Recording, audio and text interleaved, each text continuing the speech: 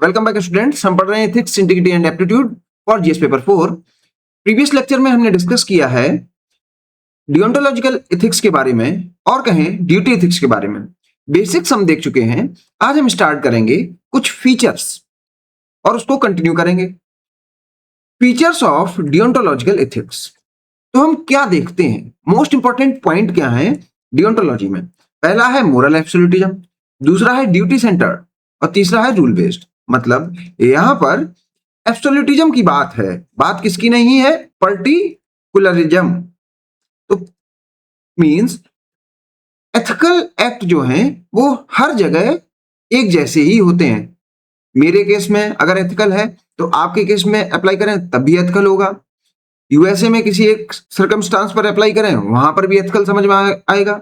China में जाएं वहां पर भी एथिकल समझ में आएगा। मींस ये एब्सोल्यूट है। जैसे अगर चोरी करना एथिकल है या नहीं है आपको डियोंटोलॉजी से पता करना है तो आप क्या फीचर देखेंगे, मोरल एब्सोल्यूटिज्म। क्या चोरी करना मेरे लिए सही होगा? अगर कोई मेरे साथ चोरी करे तो मुझे कैसा लगेगा? अगर मुझे खराब लगेगा इसका मतलब यह है कि मैं चोरी करने जाऊंगा तो दूसरे को भी खराब लगेगा। तो फिर ये अनएथिकल एक्ट है क्योंकि ये मोरल एब्सोल्यूटिज्म में लाई नहीं करता। मींस मोरलिटी जो है वो एब्सोल्यूट होती है, उसमें कुछ भी इफ एंड बट नहीं होता। इसका मीनिंग क्या है? एब्सोल्यूटिज्म में आप भी एक फैक्टर होते हैं। तो जब मोरल एक्शन को आप दूसरे के रिस्पेक्ट में सोचते हैं तो उसको आप अपने ऊपर भी लगाइए, जैसे मैंने चोरी का बताया। दूसरा है ड्यूटी सेंटर्ड। तो डियोंटोलॉजी में जो भी ड्यूटी होती है, जिस डिपार्टमेंट में आप काम कर रहे हैं वहां क्या करना है उस पर फोकस करिए। Focuses on performing one's moral duties regardless of personal desires और एक्सटर्नल सर्कमस्टांसेस। तो यहां पर क्या नहीं देखना होता, यहां पर पर्सनल पर बहुत ज्यादा फोकस नहीं करना होता, यहां पर बस ड्यूटी की बात होती है। मींस अगर आप पुलिसमैन हैं तो 24/7 सर्व करना है सामने वाले को। इसमें आपको नींद आए या ना आए आपको मजा आना चाहिए सामने वाले को सर्व करते टाइम, ये बात है। और क्या है? Rule based actions are evaluated against a predetermined sets of rules, principles और maxims that define what is permissible और इम्परमिसिबल। तो इन दोनों पॉइंट को आप समझिए एडमिनिस्ट्रेटिव एथिक्स के रिस्पेक्ट में। Administrative ethics, administrative ethics. बात करें major philosophers and contribution to this approach. Start कहां से हुई ये ड्यूटी एथिक्स की बातें? तो सबसे पहले हैं इमैनुअल कांट। इनको कहा जाता है फादर ऑफ डियोंटोलॉजी। इनका जो कंसेप्ट है कैटेगोरिकल इंपेरेटिव, ये स्टूडेंट्स को समझ में नहीं आता है। ये मोरल एब्सोल्यूटिज्म वाली ही बात है और कुछ नहीं। इसका टेक्निकल नाम रख दिया है कैटेगोरिकल इंपेरेटिव। तो इसका एंटीथेसिस समझते हैं तो ये जल्दी समझ में आ जाएगा। इंपेरेटिव का मीनिंग होता है ड्यूटी और कैटेगोरिकल का मीनिंग अगर हिंदी में कहें साफ साफ। साफ साफ का मतलब क्या? जो एथिकल नॉलेज मेरे लिए है वही आपके लिए है, वही यूएसए में एक बैठे बंदे के लिए है, वही चाइना में बैठे कोई पर्सन के लिए है। तो यहां पर क्या नहीं है? अगर बात है कैटेगोरिकल इंपेरेटिव की तो नहीं है हाइपोथेटिकल इंपेरेटिव।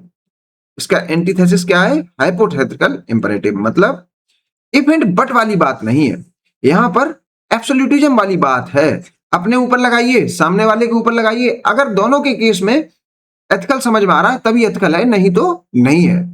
झूठ बोलना अगर सही है तो फिर वो सामने वाले के लिए ट्रू होगा और आपसे भी कोई झूठ बोले तो आपको भी खराब नहीं लगेगा। इसलिए इसको कहा जाता है कैटेगोरिकल, कोई इफ एंड बट नहीं। तो हाइपोथेटिकल में क्या आएगा? If and but. तो ऐसी ड्यूटी देखिए, ऐसी ड्यूटी करिए जो हमेशा ही एथिकल हो। A universal moral law where one should act only according to maxims that they would want to become a universal law. तो बात है बस यूनिवर्सल लॉ की। ऐसी इथिक्स लगाइए जो यूनिवर्सली एप्लीकेबल हो, यूनिवर्सली एप्लीकेबल। और दूसरा इसमें क्या देखा जाता है कैटेगोरिकल इंपेरेटिव और इमैनुअल कांत की फिलॉसफी में? ह्यूमैनिटी पर बहुत फोकस किया जाता है। emphasizes treating humanity always as an end and never merely as a means। तो ह्यूमन को आप क्या ना माने, मीन्स तो माने ना।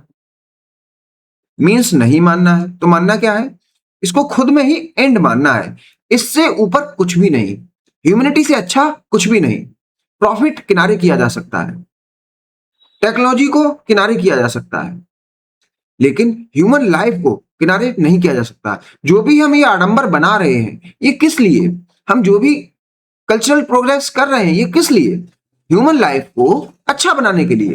अब आप प्रॉफिट की वजह से उसी ह्यूमन लाइफ को परेशान कर रहे हैं। जैसे आप अपना प्रॉफिट बनाने के लिए किसी को स्लेव बनाए हुए हैं। इसका मीनिंग क्या है? आपने मनी को वैल्यू की है, और वैल्यू किसको नहीं किया? ह्यूमन लाइफ को। जबकि होना उल्टा चाहिए, मनी तो बस एक फैक्टर है ह्यूमन लाइफ को एनरिच करने के लिए। तो ये बात कह रहे हैं कौन? Immanuel Kant. लेकिन इनकी जो इथिक्स है, ये बहुत एब्सोल्यूट है, बहुत रिजिड है। जैसे सही बोलना एक ड्यूटी हो सकती है, स्पीकिंग ट्रुथ, और दूसरे की जान बचाना ये भी एक ड्यूटी हो सकती है। अब जब दो ड्यूटी कंफ्लिक्ट में आती है कि सही बोलूं या जान बचाऊं, क्या करूं, तब इमैनुअल कांत उसका आंसर नहीं दे पाते। यही इनकी कुछ लिमिटेशन है। जैसे ये कहेंगे आप सही ही बोले, जान बचे या ना बचे, तो ये कोई हायरार्की नहीं बता पाते। जबकि डब्ल्यू डी रॉस ये प्लूरलिस्ट अप्रोच देते हैं। ये कहते हैं नंबर ऑफ ड्यूटीज होती हैं, तो ये ड्यूटीज के एक तो बात करते हैं नंबर ऑफ ड्यूटीज, बहुत सारी ड्यूटीज को ये रिकॉग्नाइज करते हैं। जैसे fidelity, reparation, gratitude, justice, beneficence, self improvement and non maleficence, that is avoiding harm. तो ये ड्यूटी कर दी, और क्या हुआ? Synthesising both right and good. तो ये कुछ ना कुछ मिक्स्ड अप्रोच लगाते हैं, किसमें? डियोंटोलॉजी एंड टेलियोलॉजी। तो ये दोनों को बैलेंस करके चलते हैं, लेकिन लीन ज्यादा किसकी तरफ हो रहे हैं? डियोंटोलॉजी की तरफ। तभी इनको डियोंटोलॉजिस्ट कहा जाता है, डियोंटोलॉजिस्ट, ना कि टेलियोलॉजिस्ट। In his book The Right and the Good, philosopher W. D. Ross attempts to balance these views, arguing that some actions are right because they follow duties. तो जो गांधी वाली बात है, गांधी भी क्या कहते थे? आप ड्यूटी को फॉलो करिए, यहां पर जो एंड आएगा वो गुड ही आएगा। यहां पर आप ड्यूटीज को राइट रखिए तो गुड एंड मिलेगा। मींस राइटनेस फॉलो करेंगे तो गुडनेस मिलेगी। तो आरजी से याद करिए। तो ये बैलेंस बना के चल रहे हैं, ये प्लूरलिटी ऑफ ड्यूटीज की बात कर रहे हैं। यहां पर राइटनेस में भी ये बहुत सारी ड्यूटीज को बैलेंस करने की बात करते हैं। ड्यूटी को बैलेंस कैसे किया जाए जो कि गुडनेस मिल जाए? Some actions are right because they follow duties. ऐसे ही जॉन रॉल्स हैं, ये क्या कह रहे हैं? ये जस्टिस पर बहुत फोकस कर रहे हैं। ये ड्यूटी में जस्टिस वाली ड्यूटी है, इस पर ज्यादा फोकस कर देते हैं। बस इतनी सी बात है। तो तीन स्कॉलर डियोंटोलॉजी में जोड़े जाते हैं। एक तो इमैनुअल कांत हैं, डब्ल्यू डी रॉस हैं, जॉन रॉल्स हैं। इमैनुअल कांत के बारे में आपको पता लग गया, ये कैटेगोरिकल इंपेरेटिव की बात कर रहे हैं, यूनिवर्सलिज्म की बात कर रहे हैं, इफ एंड बट की बात नहीं कर रहे हैं। ये बात ह्यूमनिटी पर कर रहे हैं कि ह्यूमनिटी एंड है और इससे बड़ा एंड कोई हो ही नहीं सकता। जैसे हमने कहा जान बची तो लाखों पाए, इसका मतलब क्या है? जान लाख से तो बहुत ऊपर है। ये क्या कह रहे हैं? जान बची तो करोड़ों पाए, अरबों पाए, खरबों पाए। मींस करोड़, खरब, अरब, ये सब कम है ह्यूमन लाइफ से। ये कौन बोला है? Immanuel Kant. जबकि डब्ल्यू डी रॉस एक बैलेंस अप्रोच बना रहे हैं और जॉन रॉल्स जस्टिस पर ज्यादा फोकस कर रहे हैं, ड्यूटी ऑफ जस्टिस। तो जस्टिस पर चर्चा करेंगे हम, वर्च्यू एथिक्स क्या होती है, जस्टिस वाली virtue. He used deontology in his work theories of justice, a thought experiment where individual design principle of justice without knowing their own position in society to ensure fairness and impartiality। तो John Rawls किसकी बात कर रहे हैं? Fairness की, impartiality की, इन duties की बात कर रहे हैं। Argued that basic rights and liberties should never be sacrificed for economic और सोशल एडवांटेजेस। तो ये कह रहे हैं ह्यूमन डिग्निटी तभी है जब उसे राइट्स मिले हों और कुछ लिबर्टी मिली हो। तो ये बात तो ह्यूमन डिग्निटी की है, लेकिन ये ह्यूमन डिग्निटी कैसे हो उस पर ज्यादा बात कर रहे हैं। Aligning with deontological and let emphasis on rule based morality. तो डियोंटोलॉजी से ये अलाइन हो रहे हैं और रूल बेस्ड मोरालिटी की बात कर रहे हैं। कौन? John Rawls. एक क्वेश्चन है, distinguish between work ethics and duty ethics. देखिए, ड्यूटी इथिक्स में आपने देखा इमैनुअल कांत का प्रिंसिपल, डब्ल्यू.डी. रॉस का प्रिंसिपल और जॉन रॉल्स का प्रिंसिपल। क्या इन्होंने बात की पुलिस ड्यूटीज की? नहीं। क्या इन्होंने बात की ड्यूटीज ऑफ आईएएस? नहीं। मींस ड्यूटी इथिक्स एक ब्रॉड कंसेप्ट है, जबकि वर्क इथिक्स जो है वो कहीं ना कहीं ड्यूटी इथिक्स में ही लाई करता है। वर्क इथिक्स का मीनिंग हमें देखना है right and wrong at work place setting. Work place setting, जहां हम काम कर रहे हैं वहां कैसे सही से एक्ट करें, ये है वर्क प्लेस इथिक्स। जबकि ड्यूटी इथिक्स एक ब्रॉड कंसेप्ट है। तो वर्क इथिक्स की बात करें, it is set of attitudes, मतलब नजरिया। एटीट्यूड मतलब नजरिया या माइंडसेट। तो हम किस माइंडसेट से काम करने जा रहे हैं, concern with the values of work. तो हम काम को कैसे देखते हैं? क्या हम काम को लोड की तरीके से देखते हैं या इंजॉयमेंट की तरीके से देखते हैं? तो आप कॉर्पोरेट सेक्टर में देखेंगे एक टर्म है वर्क लोड। मैं उस टर्म से सहमत नहीं हूं। वर्क कभी भी लोड नहीं हो सकता। वर्क तो एंजॉयमेंट के लिए है, जैसे कार्ल मार्क्स कहा करते थे। लोड तो इसको कैपिटलिस्ट ने बना लिया है कि 9 से 5 आपके ऊपर लोड है, उसके बाद आप फ्री हैं। अगर आपके ऊपर लोड है तो किस बात का? वो वर्क है। ऐसी कुछ माइंडसेट, ये एथिकल माइंडसेट होना चाहिए जब आप वर्क प्लेस पर जाएं। Which forms the motivated orientation. The work ethics aims at ensuring the productivity. तो काम कैसे करना है? वर्क एथिक्स मतलब काम कैसे करना है। तो काम प्रोडक्टिविटी बढ़े ऐसे करना है, ना कि प्रोडक्टिविटी को डिक्रीज कराएं। सेफ्टी को ध्यान में रखना है, वहां पर हेल्थ को ध्यान रखना है, हाइजीन ध्यान रखना है, सोशल सिक्योरिटी ध्यान रखना है। सोशल सिक्योरिटी का मतलब किसी का एक्सप्लॉइटेशन ना हो, सेक्सुअल, फिजिकल, मेंटल, ये सब ध्यान रखना है। और क्या है, जो सोशल सिक्योरिटी स्कीम्स हैं, पेंशन, ग्रेच्युटी, इंश्योरेंस, पीएफ, ये सब भी ध्यान रखी जाए। एंड अपॉर्चुनिटीज फॉर ऑल, और सभी को ग्रोथ का मौका मिले। ग्रोथ, क्या ड्यूटी एथिक्स में ये सब बातें आ रही थी? नहीं आ रही थी। According to their abilities but without discrimination. तो कोई डिस्क्रिमिनेशन ना हो, इक्वालिटी की भावना हो। कहां पर? जहां पर आप काम करते हैं, आप ऐसे ही काम करें, आपके सीनियर्स भी यही अप्लाई करें। In summary, work ethics pertains specifically to ethical behaviour at the work place. तो मैंने क्या बताया था? एथिकल बिहेवियर रखना है आपको वर्क प्लेस पर। तो एथिकल बिहेवियर कैसे आएगा? ये सब इंश्योर करके emphasizing qualities and behaviors that contribute to a positive and productive work environment। तो आपको एक अच्छा वातावरण बनाना है वहां पर। ऐसा नहीं आप काम करने गए और वहां पर चर्चा कर रहे हैं अपने घर में हुए कन्फ्लिक्ट के बारे में, वहां पर आप पॉलिटिक्स की बातें कर रहे हैं, वहां पर आप कन्फ्लिक्ट पैदा कर रहे हैं, ये नहीं। Duty ethics on the other hand is a broader ethical framework. तो ड्यूटी एथिक्स तो एक फ्रेमवर्क है that centers on the concept of fulfilling moral duties and adhering to ethical principles regardless of consequences।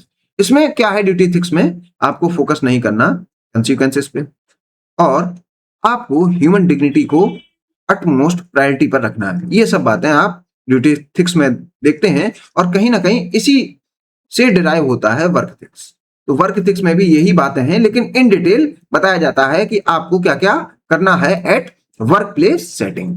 जैसे मैंने ये newspaper की एक article दिया है, Fatima Sana Shaikh seeing Aamir Khan strong work ethics. तो आमिर खान का वर्क एथिक्स क्या है? प्रोडक्टिव रहते हैं, सेफ्टी पर ध्यान देते हैं, health, hygiene and social security की बात करते होंगे। Sanya Malhotra and I also developed them. तो वर्क एथिक्स को उन्होंने अपने में भी डेवलप किया आमिर खान के वर्क एथिक्स को देखकर। In simple language, the difference between work ethics and duty ethics is that work ethics are specifically about moral behavior at the workplace। ये अकेला वर्कप्लेस की बात है। While duty ethics is about moral behavior in general। तो ये in general की बात है duty ethics। जैसे गांधी सबके ड्यूटी फॉलो करने की बात करते थे, चाहे वो वर्किंग हो या ना हो। ऐसी कुछ बात है ड्यूटी एथिक्स की। मींस आप अगर घर में भी हैं तो दूसरे की डिग्निटी का सम्मान करते हैं, तो फिर आप ड्यूटी एथिक्स फॉलो कर रहे हैं। ये आपकी ड्यूटी में है कि आप सामने वाले की जिंदगी का सम्मान करें, ह्यूमन लाइफ को सम्मान दें। ये ड्यूटी एथिक्स है। तो ये इन जनरल होता है, जबकि work ethics in particular at work place होता है। अब देखते हैं एक टर्म और आता है, एडमिनिस्ट्रेटिव एथिक्स या एथिक्स इन पब्लिक एडमिनिस्ट्रेशन। अभी तक हम बात कर चुके हैं ड्यूटी एथिक्स, फिर देखा वर्क एथिक्स, अब हम एडमिनिस्ट्रेटिव इथिक्स की बात करने जा रहे हैं। एडमिनिस्ट्रेटिव इथिक्स और ड्यूटी इथिक्स को कोरिलेट कराया जाएगा। Power carries the risk of ethical erosion. तो जैसे हमने लॉर्ड एक्टन का जो कोट था वो पढ़ा था, पावर करप्ट्स एंड एब्सोल्यूट का power corrupts absolutely, means power आएगी तो करप्शन आना तय है, इसलिए एथिकल इरोजन तय है। और पावर किसको मिलती है? पावर दी जाती है पब्लिक एडमिनिस्ट्रेशन में बैठे लोगों को, मींस पब्लिक सर्वेंट को पावर दी जाती है। अगर उन्हें कुछ राइट्स दे दिए गए, पावर उनके राइट्स हो गए, और उन्हें ड्यूटीज नहीं बताई गई, तो ये प्रॉब्लमेटिक होगा या नहीं होगा? जी हाँ होगा। इसलिए ड्यूटी इथिक्स पब्लिक एडमिनिस्ट्रेशन में भी बहुत इंपॉर्टेंट हो जाती है, और उस पर्सपेक्टिव से देखा जाता है ethics in public administration. Administrative ethics acts as a safeguard against favouritism. तो एक पब्लिक सर्वेंट को क्या नहीं करना है? फेवरेटिज्म को फॉलो नहीं करना है, यही उसकी ड्यूटी इथिक्स हो जाएगी। That is prioritising the connected over the deserving. तो मेरिटोक्रेसी को अगर आप साइडलाइन कर रहे हैं, आप आईएएस हैं और मेरिट को नहीं देख रहे, आप भाई भतीजावाद को देख रहे हैं, रिश्तेदारों को देख रहे हैं, तो आप ड्यूटी एथिक्स फॉलो नहीं कर रहे, आप एथिकल पर्सन नहीं है। एंड इनजस्टिस, तो जॉन रॉल्स का जो ड्यूटी एथिक्स है वो भी यहाँ पर फॉलो नहीं हो रहा, क्योंकि आप अनजस्ट हैं, इनजस्टिस कर रहे हैं। अनइवन एप्लीकेशन ऑफ रूल्स, तो डिस्क्रिमिनेटरी एप्लीकेशन ऑफ रूल्स यहाँ पर दिख रहा है। Relevance of deontology to civil services. देखिए, जो भी हम टॉपिक एथिक्स में पढ़ें, इंपॉर्टेंट हो जाता है अपने लिए क्या, ये सिविल सर्विसेज पर कैसे अप्लाई होता है, हमें ये हेडिंग जरूर पढ़नी है। अगर मैं ये भूल भी जाऊं तो आप कमेंट सेक्शन में बताएं मुझे कि सर ये जरूर बताइए, इसको रिलेट कराइए किससे? सिविल सर्विसेज से। तो ये जो इसका जो रिलेवेंस है डियोंटोलॉजी का, वो एडमिनिस्ट्रेटिव इथिक्स में हम लोग पढ़ते हैं। क्या है? Administrative ethics serve as the moral compass of governance. तो गवर्नेंस का मीनिंग होता क्या है? Decision, decision making and decision implementation. Implementation, तो गवर्नेंस में आप कहां इथिक्स अप्लाई कर रहे हैं वो इंपॉर्टेंट है। जैसे गवर्नेंस जो शब्द है वो डिफरेंट है किस शब्द से? गवर्नमेंट से। तो आप मुझे कमेंट सेक्शन में बताइए, minimum government and maximum governance ये मोदी जी ने क्यों कहा था? इसका मतलब क्या है? It is not merely about honesty और इंटीग्रिटी। ये बस इंटीग्रिटी और ऑनेस्टी की बात नहीं है। It refers to practice of ethical principle in daily work of public official and institution. तो आप पर्सनल रूप से ऑनेस्ट हो गए, इंटीग्रिटी आप फॉलो करते हैं, ये नहीं। आप डे टू डे वर्क में पूरे अपने इंस्टीट्यूशन में क्या दिखाएं? एथिक्स। आप पर्सनली हैं उससे फर्क नहीं पड़ रहा, एडमिनिस्ट्रेटिव इथिक्स में आपका पूरा डिपार्टमेंट, पूरा इंस्टीट्यूशन एथिकल होना चाहिए। Beyond technical task, scholars like Terry Cooper argue that public administration must be viewed as a moral endeavor rather than a technical task। तो पब्लिक एडमिनिस्ट्रेशन में हम कुछ टेक्निकल वर्क भी करते हैं, लेकिन अकेला टेक्निकल वर्क ना हो, टेक्निकल वर्क के साथ एथिकल कॉम्पिटेंसी भी होनी चाहिए एक पब्लिक सर्वेंट में। इसीलिए उसको सिखाया जा रहा है क्या? Ethics in public administration. तो इथिक्स भी देख के चलना है, अकेला अकेला टेक्निकल की पॉइंट्स ही ना देखते रहिए।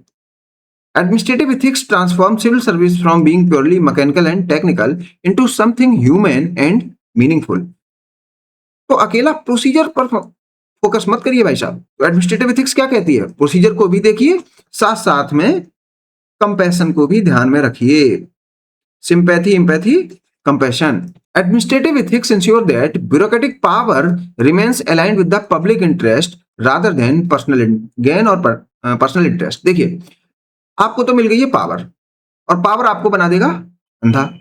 तो अंधे ना होइए, और ये ध्यान रखिए, ये जो पावर दी गई है वो पब्लिक वेलफेयर या कहें पब्लिक इंटरेस्ट के लिए दी गई है, पर्सनल गेन के लिए नहीं दी गई। गाड़ी दी गई है तो आप यूं ही मत उसको अपने फैमिली के लिए दे दीजिए। गनर दिया गया है तो अपनी फैमिली के पीछे उसको मत लगा दीजिए। उस गनर को पब्लिक ड्यूटी में ही यूज करें, पब्लिक वेलफेयर के लिए यूज करें। It is about upholding rule of law. तो रूल ऑफ लॉ होना चाहिए। रूल किसका नहीं होना चाहिए? उस पब्लिक सर्वेंट का रूल नहीं होना चाहिए जो उसने कह दिया वो ही सही। नहीं, जो लेजिस्लेटर या लेजिस्लेचर लॉ बना रही है उस पर बात करें, ना कि खुद से लॉ बनाने का प्रयास करें। लॉ को आप बस इंप्लीमेंट कराएं। तो सेपरेशन ऑफ पावर भी इंपॉर्टेंट है किसमें? एडमिनिस्ट्रेटिव एथिक्स में promoting a transparent administration, transparency रखिए एडमिनिस्ट्रेशन में, promoting clean administration and accountability, तो ट्रांसपेरेंसी के साथ अकाउंटेबिलिटी पर फोकस करिए एडमिनिस्ट्रेटिव एथिक्स में। ऑब्जर्विंग कंप्लीट पॉलिटिकल न्यूट्रलिटी, तो पॉलिटिकल न्यूट्रलिटी को क्या कहते हैं? Non partisanship. तो अपने सिलेबस में आप देखेंगे, आप क्या सिलेबस देखते हैं? Impartiality, integrity, non partisanship. तो ये एप्टीट्यूड है, फाउंडेशनल वैल्यूज हैं किसके लिए? सिविल सर्विसेज के लिए। तो ये पब्लिक एडमिनिस्ट्रेशन में जो एथिक्स है और ये है, ये आप कोरिलेट करा सकते हैं। आल्दो ये सभी टॉपिक्स हम धीरे धीरे डिस्कस करेंगे। तो नॉन पार्टिसनशिप का मीनिंग, किसी पार्टी से कनेक्ट होके मत चलिए। पार्टी के व्यूज आपके व्यूज नहीं हो सकते। पर्सनली आप किसी पार्टी को वोट कर रहे हैं, आप एक पब्लिक सर्वेंट हैं, आपको भी राइट टू वोट है, आप वोट करिए, लेकिन आपका जो पर्सनल व्यू है वो आपके प्रोफेशनल इंटरेस्ट को हर्ट ना करे। एंड प्रोवाइडिंग ऑब्जेक्टिव एडवाइस, तो ऑब्जेक्टिव एडवाइस दीजिए। और मैंने क्या लिखा है? Law sets the minimum standard for conduct. Law में कंडक्ट की बहुत कम बातें ही लिखी जाती हैं जो बेयर मिनिमम है, whereas ethics aspires to higher ideals, लेकिन ethics उससे भी कुछ ज्यादा है। जो नहीं लिखी गई बातें उसको भी आप ethics में इनकॉर्पोरेट करा सकते हैं। तो हमेशा लॉ से ही कनेक्ट होके मत चलिए, लॉ में जितना लिखा है बस वही कानूनी किताब के कीड़े बने पड़े हैं, नहीं। अगर लॉ से बाहर जाने की भी जरूरत पड़ जाए और फॉर पब्लिक वेलफेयर, तो आप वो करिए। ये हिस्सा है किसका? पब्लिक एडमिनिस्ट्रेशन का, और कहें एथिक्स इन पब्लिक एडमिनिस्ट्रेशन का।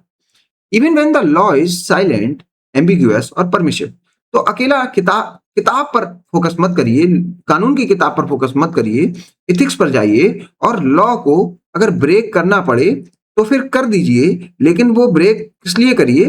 पब्लिक वेलफेयर के लिए या फिर पब्लिक इंटरेस्ट के लिए। It is about upholding the interest of the weaker and marginalised section, तो जो सोशल जस्टिस वाली बात है वो आपके एडमिनिस्ट्रेशन में दिखे, ये है एडमिनिस्ट्रेटिव एथिक्स। तो ये वर्च्यूज आप में होनी चाहिए। एंड नॉट एक्सेप्टिंग और गिविंग एनी मनी और other allurements as illegal gratification. It is about upholding the integrity not only of self but also of the system as a whole. तो आप अगर डीएम लगे हैं तो आप अकेले खुद ऑनेस्ट हैं, मैन ऑफ इंटीग्रिटी हैं, ये इंपॉर्टेंट नहीं है। आपका पूरा डिपार्टमेंट ऑनेस्टी से एक्ट करना चाहिए, ये आपकी रिस्पॉन्सिबिलिटी है। ये है administrative ethics. An action may be legally permissible but ethically troubling, तो हमने बताया था legal but unethical. If it favours the powerful over the vulnerable और इरोड्स द पब्लिक ट्रस्ट, तो कभी कभार ऐसे कानून बन जाते हैं जो पब्लिक ट्रस्ट को इरोड कर देते हैं या सोशल जस्टिस उसमें समझ में नहीं आ रहा होता, तो फिर आप ऐसे कानूनों का लिटरल इंटरप्रिटेशन ना करें, उसके जो भी कमियां हैं उसको भी सरकार को बताएं और उसमें चेंज कराने की भी कोशिश करें। ब्लाइंडली फॉलो मत करें अगर कानून खराब है। As Immanuel Kant argued, moral worth lies in acting out of a conscious to moral principle, not just duty following rules. तो रूल को फॉलो करना ही ड्यूटी नहीं है आपकी, आपकी ड्यूटी है ह्यूमन डिग्निटी को बचाना, ह्यूमन लाइफ का सम्मान करना। ये दोनों बातें मैनेज करनी है आपको। देखिए, it is about scrupulously observing the standards of rectitude and not approaching any politician, industrialist और anyone outside the hierarchy for opting any posting, transfer and personal benefit of any kind. तो administrative ethics में आपको ये बताया जा रहा है, किसी नेता की चाटुकारिता में मत लग जाइए जिससे कि आपको अच्छी पोस्टिंग मिल जाए, बड़ा जिला मिल जाए। ये सब बातों को रिफ्रेन करिए अपने एडमिनिस्ट्रेशन में। और आप एक्ट कैसे करें? स्टैंडर्ड्स के बेसिस पर। It is about striving to a role model for everyone. कोशिश करिए आप रोल मॉडल बन जाएं। तो रोल मॉडल कैसे बनेंगे? जब आप एडमिनिस्ट्रेटिव एथिक्स को फॉलो करेंगे।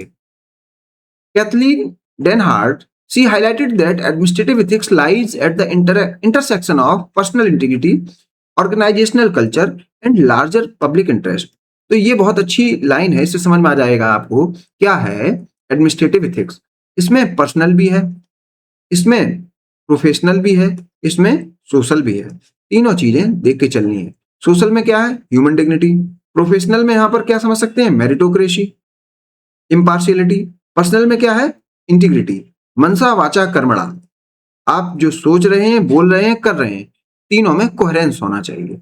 आपकी पर्सनालिटी ऐसी हो, आप जिस इंस्टीट्यूशन से जुड़े हुए हैं, वहां पर ये सब चीजें देखी जाएं, मेरिटोक्रेसी है, वहां पर इम्पार्शियलिटी हो, वहां पर ट्रांसपेरेंसी होनी चाहिए, अकाउंटेबिलिटी फिक्स करिए, वहां पर वर्क कल्चर अच्छा होना चाहिए, क्वालिटी पर फोकस हो, क्वांटिटी पर ना हो, सोशल जस्टिस पर फोकस हो, और जब समाज में जाएं तो अपनी पावर को एक्सप्लॉइट ना करें, ह्यूमन डिग्निटी पर फोकस करें, ना कि अपनी पावर से इन्हें दबाने की कोशिश करें, इन्हें एक्सप्लॉइट करने की कोशिश करें। ये जब तीनों चीजें मिलेंगी तभी वहां पर दिखेगी क्या, एडमिनिस्ट्रेटिव एथिक्स।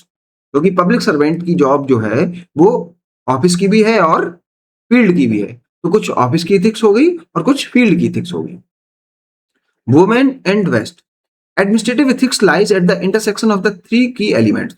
जो इन्होंने बात की थी, बस उन्होंने कुछ नए शब्द दिए हैं, जैसे माइक्रो, मीसो एंड मैक्रो।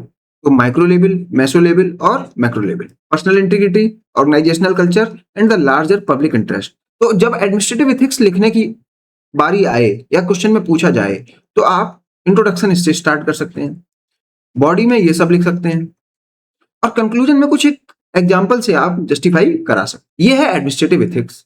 इसमें क्या है, पर्सनल इंटीग्रिटी, और क्या है, larger public interest, organisational culture, और जब तीनों कन्वर्ज करते हैं तब मिलती है एडमिनिस्ट्रेटिव एथिक्स। तो आप ऐसा एक वेन डायग्राम बना सकते हैं और यहां पर आप बता सकते हैं ये है एडमिनिस्ट्रेटिव एथिक्स, और ये तीनों पॉइंट्स यहां पर मेंशन कर सकते हैं अपने आंसर्स में। अभी तक हमने पढ़ा है एथिक्स इन पब्लिक एडमिनिस्ट्रेशन। अब देखते हैं कुछ अनएथिकल एडमिनिस्ट्रेटिव प्रैक्टिसेस। तो अगर ये होंगी तो पब्लिक एडमिनिस्ट्रेशन में एथिक्स गायब हो जाएगी, जैसे ब्राइवरी की प्रैक्टिस हो, scamming with appointments, nepotism and cronyism, sexual discrimination, harassment at work, withdrawing from responsibility, identification with the interest group, means political partisanship, political partition, devoted to a cause or party। यहाँ interest group का आप caste based alignment भी लिख सकते हैं। Unnecessary delaying, withholding information. अगर ये सब है तो आप समझ जाइए आप डीएम बन तो गए हैं लेकिन बेकार हैं, आपके डीएम बनने से कोई फायदा नहीं। अब क्वेश्चन क्या आता है, discuss the importance of ethics infrastructure in sustaining public trust in governance. तो कैसे एथिक्स मदद करती है public trust in governance.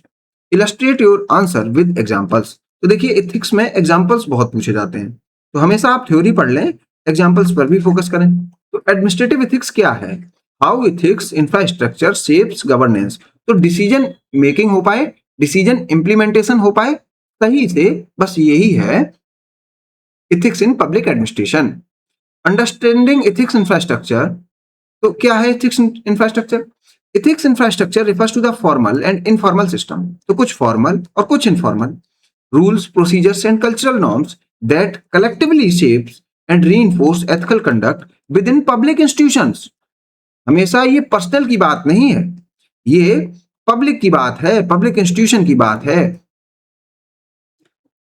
Ethical governance is not automatic and does not rely solely on an individual's qualities। तो यहाँ पर क्या बताया, हमेशा पर्सनल वाली बात नहीं है।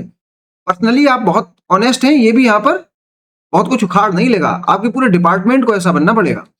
Instead, it depends on creating an ecosystem where ethical behavior is rewarded and unethical behavior is made difficult and risky। तो ऐसा कैसे हो सकता है आपका पूरा इंस्टीट्यूशन एथिकल हो जाए। तो आप एक काम करिए, अगर आप एथिकल हैं तो आप एथिकल एक्ट करने वाले लोगों को रिवार्ड करिए और जो अनएथिकली ट्रीट करते हैं उन्हें पनिश भी करिए।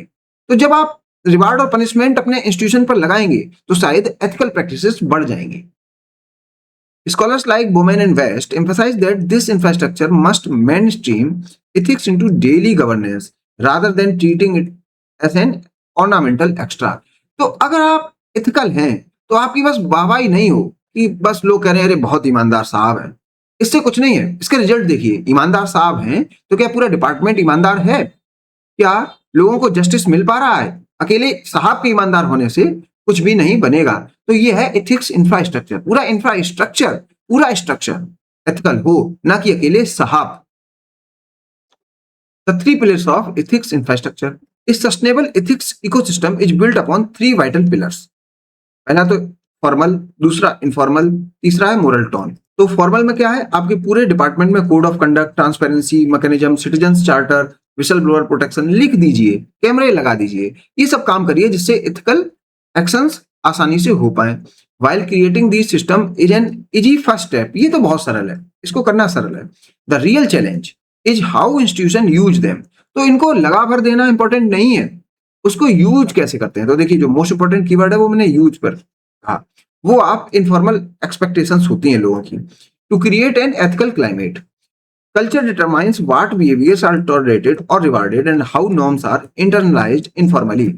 अब देखिए आपने कानून की किताब में या अपने डिपार्टमेंट के रूल्स में लिखवा दिया सबको ऑनेस्ट होना है, लेकिन धीरे धीरे लोग पीछे से ऑनेस्ट है ही नहीं, एक्ट कर ही नहीं रहे और वो कानून की किताब को यूज भी नहीं कर रहे. तो क्या मतलब है? इसका मतलब ये है आपके डिपार्टमेंट का जो कल्चर है, जो बातचीत है लोगों में, जो इंटेंशन है आपके ऑफिशियल्स का, वो ऐसा होना चाहिए कि वो लोगों को सर्व करने वाले हों, वो एथिकली एक्ट करें. Culture determines what behaviours. तो देखिए यहां पर यूज की बात है और यहां पर उन्हीं को अपने बिहेवियर में दिखाएं. These are unwritten expectations. तो ये कहीं लिखी नहीं जा सकती बातें, इतना डिटेल में लिखा नहीं जा सकता कानून में, लेकिन आपसे ये एक्सपेक्ट किया जाता है कि आप ये दिखाएं. Between the employer and employee, if a civil servant feels respected and that the institution is fair, they internalize these norms of fairness in their own behavior. Ethical culture thrives when dissent is protected, transparency is the norm, and due process is respected over convenience. तो हमेशा convenience की बातें ना हो, due process की बातें हों, transparency की बातें हों और dissent है अगर कोई तो उसको भी सुना जाए. और क्या इंपॉर्टेंट है? चलिए हमने कह दिया, फॉर्मल सिस्टम भी लगा दिया, स्ट्रक्चर में कुछ ले आई एथिकल बातें, कुछ कल्चर में भी एथिकल बातें ले आई. क्या कोई लीडर है वहां पर जो लोगों को डे टू डे बेसिस पर एथिकल होने के लिए कंपेल करे, गाइड करे? एज डुलाइट Waldo noted, ethics in bureaucracy is taught है through decisions rather than manuals. आप कानूनी किताबों ने पकड़ा देंगे और कह देंगे इससे एथिक्स सीख लीजिए, तो आपके डिपार्टमेंट में कोई एथिकल नहीं हो जाएगा. आपकी जो डिसीजंस हैं, अगर आप टाइम पर आ जाते हैं ऑफिस में तो और लोग भी टाइम पर आ जाएंगे. आप फाइल के नीचे पैसा नहीं ले रहे हैं तो आपके जो जूनियर्स हैं वो भी पैसा लेने से बचेंगे. आप भी पूरे प्रोसीजर्स फॉलो कर रहे हैं, साइन तभी कर रहे हैं जब पूरा पढ़ ले रहे हैं, तो आपके जूनियर्स भी अटेंटिव हो जाएंगे कि साहब ऐसा कर रहे हैं तो हमें भी ऐसा होना पड़ेगा. तो यह लीडरशिप की बात है. Ethical leadership involves modelling integrity under pressure. तो इंटीग्रिटी के आप दो पर्सपेक्टिव देखिए, जब आप प्रेशर में ना हो और एक आप अंडर प्रेशर हो. जब प्रेशर में ना हो, एक अंडर प्रेशर हो, तो यहां पर तो इजी है इंटीग्रिटी को दिखाना. जब कोई प्रेशर ही नहीं है तो बात कर रहे हैं ऑनेस्टी की, दिखा भी रहे हैं ऑनेस्टी और बोल भी रहे हैं ऑनेस्टी. लेकिन जब प्रेशर है, जब कंफ्लिक्टिंग वैल्यूज हैं, तब आप इंटीग्रिटी कैसे दिखा रहे हैं? यही चैलेंजिंग टास्क है. इसी के लिए जरूरत पड़ती है leadership.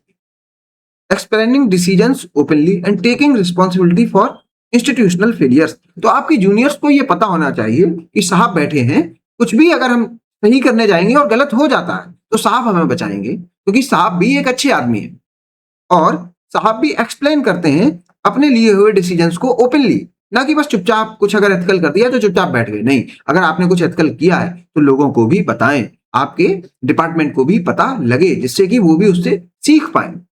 Without leadership compliance become a mechanical routine.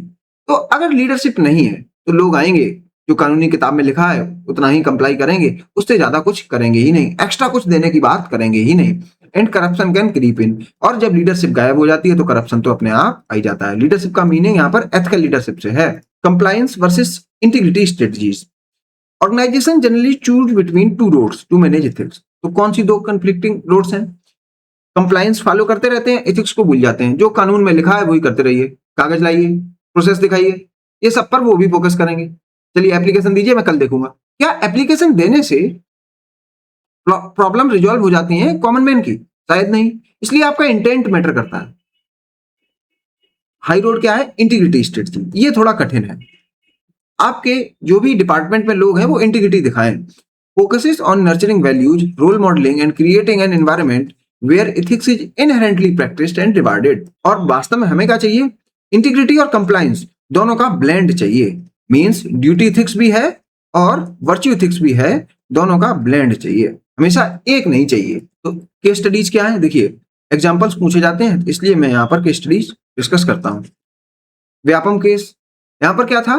The scam represented a complete collapse of ethics infrastructure. तो एक व्यक्ति ने यहाँ पर करप्शन नहीं किया था, पूरा डिपार्टमेंट इन्वॉल्व था। जैसे आप कभी कभार देखते हैं पूरी फाइल ही जला दी जाती है, पूरी बिल्डिंग ही जला दी जाती है, जिसमें इंपॉर्टेंट फाइल्स होती हैं, जिसमें करप्शन की बात खुल सकती है। तो अगर ये बिल्डिंग जल गई तो किसी एक व्यक्ति ने नहीं जलाई होगी, इसमें कम से कम 10, 20, 50, 100 एम्प्लॉइज इन्वॉल्व होंगे। तो वहां पर क्या गायब दिखा? इथिक्स इंफ्रास्ट्रक्चर गायब दिखा। ऐसे ही व्यापम के केस में है, despite having recruitment and examination rules in place, rule की किताबें तो थी ही थी, लेकिन कैसे ये स्कैम हो गया? तो शायद इथिक्स इंफ्रास्ट्रक्चर गायब था। फॉर्मल रूल्स थे, इनफॉर्मल कंप्लायंस नहीं था, लीडरशिप नहीं थी।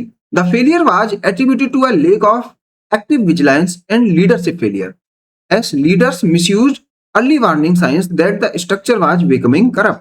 तो लीडरशिप दिखी ही नहीं। ऐसे ही ये बैंक कोलैप्स होते हैं, तो उनका भी आप ये एग्जांपल देख सकते हैं। Core values as the anchor, even with the best pillars and infrastructure requires core values like justice, accountability and fairness. तो ये सब दिखाइए to act as an anchor. तो इससे बंधिए, मीन्स आप किससे बंधे हो? फेयरनेस से, अकाउंटेबिलिटी से, जस्टिस से। तब आप दिखाएंगे ethics in public administration. In the absence of these values rules are easily bent and public trust is lost. अगर ये गायब है तो पब्लिक एडमिनिस्ट्रेटर बहुत पावरफुल समझ में आता है, वो दूसरों को एक्सप्लॉइट करने लगता है। A civil servant must constantly ask does this decision respect the value of justice and fair play. तो मेरे डिसीजन से जस्टिस सर्व हो रही है, ये सही है? तो जो एग्जामिन्ड लाइफ है सोक्रेटिस का, वो यहाँ पर अप्लाई हुआ।